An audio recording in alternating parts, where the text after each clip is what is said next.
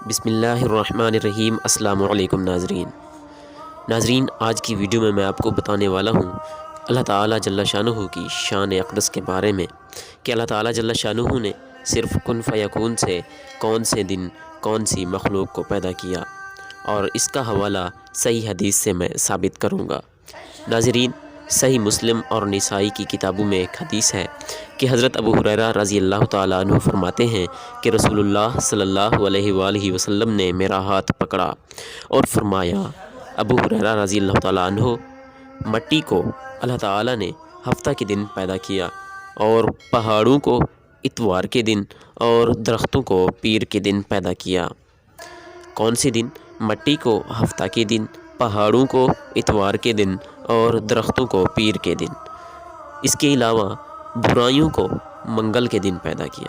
جی ہاں، برائیاں جو ہم کرتے ہیں، جو گناہگار لوگ کرتے ہیں، اللہ ہمیں اور سب کو محفوظ فرمائے اور نیکیاں کرنے کی توفیق عطا فرمائے۔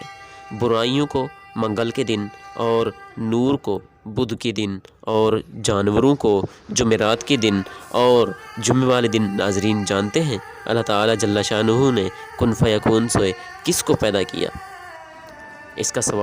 اس کا جواب سننے سے پہلے جلدی سے آپ کمنٹ میں مجھے بتا دیجئے اگر آپ کو پتہ ہے۔ اگر نہیں تو اللہ تعالیٰ جل شانہ نے جمعہ کے دن حضرت آدم علیہ السلام کو پیدا کیا۔ عصر کے بعد جمعہ کی آخری ساعت میں، یعنی عصر کے بعد اور یہ رات ہونے تک اللہ تعالیٰ جل شانہ نے حضرت آدم علیہ السلام کو پیدا فرمایا۔ ناظرین، اللہ تعالیٰ جل شانہ سے دعا ہے کہ اللہ تعالیٰ جل شانہ ہمیں، مجھ کو اور ہم سب مسلمانوں کو خاص طور پر اپنے دین اقدس کی خدمت کرنے اور اسلام کی تعلیمات پر عمل پیرا ہونے کی توفیق عطا فرمائے، اور اللہ تعالیٰ جل شانہ تمام انسانوں کو دین اسلام کی دولت نصیب فرمائے۔